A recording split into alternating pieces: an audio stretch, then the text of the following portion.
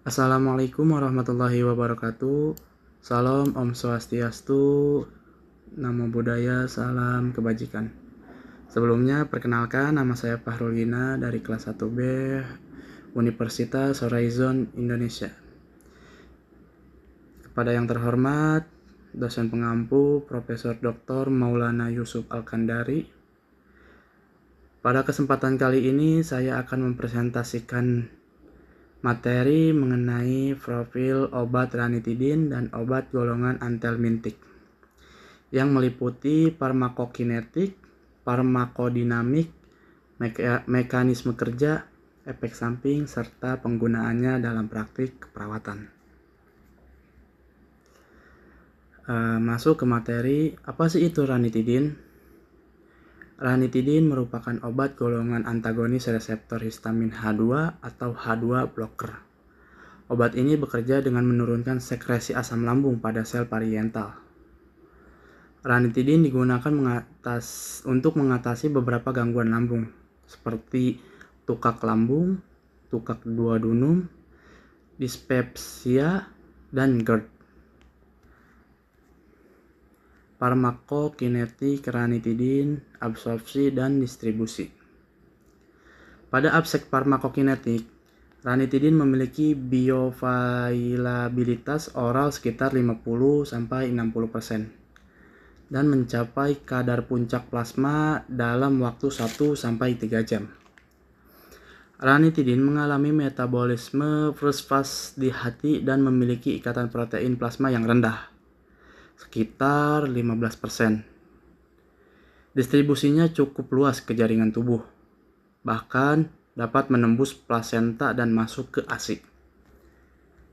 Terus yang selanjutnya, farmakokinetik ranitidin, metabolisme, dan ekskresi. Ranitidin di metabolisme sebagian di hati menjadi beberapa metabolit, seperti ranitidin N-oksida, desmetilranitidin, dan S-oksida. Ekskresinya terutama melalui ginjal sekitar 30-70%. Dalam bentuk tidak berubah, dengan waktu paru sekitar 2 jam sampai 3 jam. Di sini ada ringkasan farmakokinetik ranitidin. Secara ringkasan, proses ADME ranitidin meliputi absorpsi dengan bioavailabilitas 50-60%. Distribusi luas ke jaringan metabolisme di hati dan ekskresi melalui ginjal. Pemahaman ADME penting karena mempengaruhi efektivitas terapi dan keamanan penggunaan obat. Terus ada farmakodinamik ranitidin, mekanisme kerja. Farmakodinamik ranitidin berkaitan dengan mekanisme kerjanya. Ranitidin bekerja dengan menghambat reseptor histamin H2 secara kompetitif pada sel pariental lambung. Akibatnya produksi asam lambung menurun. Efek ini membantu menurunkan volume asam lambung, kadar ion H+, dan sekresi pepsin sehingga mukosa lambung lebih terlindungi. Efek farmakologis dan waktu kerja ranitidin. Efek ranitidin mulai muncul sekitar 1 jam setelah pemberian oral. Durasi kerjanya sekitar antara 8-12 jam, sehingga biasanya diberikan 2 kali sehari.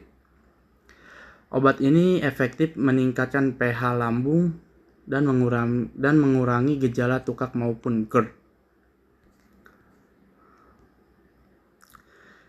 Di sini ada efek samping dan keamanan ranitidin. Efek samping ringan ranitidin meliputi sakit kepala, pusing, mual, muntah, diare atau konstipasi, serta mulut kering. Efek samping seriusnya dapat berupa gangguan fungsi hati, kebingungan pada lansia, dan reaksi alergi berat. Terus ada kontroversi keamanan ranitidin. Ranitidin sempat menjadi perhatian karena ditemukan kontaminasi NDMA, yaitu zat yang bersifat karsinogenik. Kontaminasi ini dapat terjadi akibat degradasi molekul ranitidin terutama pada suhu tinggi.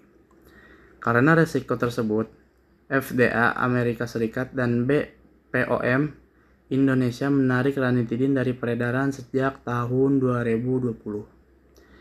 Saat ini terapi lambung lebih banyak menggunakan alternatif seperti pamotidin atau golongan PPI.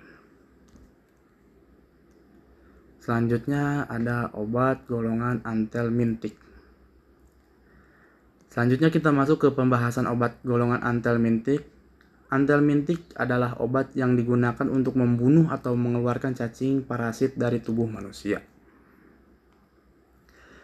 Pengertian dan klasifikasi cacing parasit. Cacing parasit dibagi menjadi beberapa kelompok, yaitu nematoda atau cacing giling. Contohnya, Ascaris lubricoides, cacing tambang, dan cacing pipih. Terbentuk daun seperti sitosoma dan fasciola. Terus ada mekanisme kerja obat antelmintik. Obat antelmintik bekerja melalui beberapa mekanisme, yaitu menghambat metabolisme glukosa parasit, menyebabkan parasilisis otot cacing, dan merusak membran sel cacing. Dengan mekanisme tersebut, cacing akan mati atau keluar dari tubuh. Profil obat antelmintik. Beberapa obat antelmintik memiliki spektrum luas, aman digunakan pada anak, efektif dengan dosis tunggal, dan relatif murah. Contohnya adalah albendazole yang sering digunakan untuk berbagai infeksi cacing. Profil obat antelmintik bagian yang kedua. Beberapa contoh obat antelmintik lainnya yaitu piperazine, ivermectin, dan masih banyak lagi. Masing-masing memiliki indikasi dan dosis yang berbeda sesuai jenis parasit yang diobati.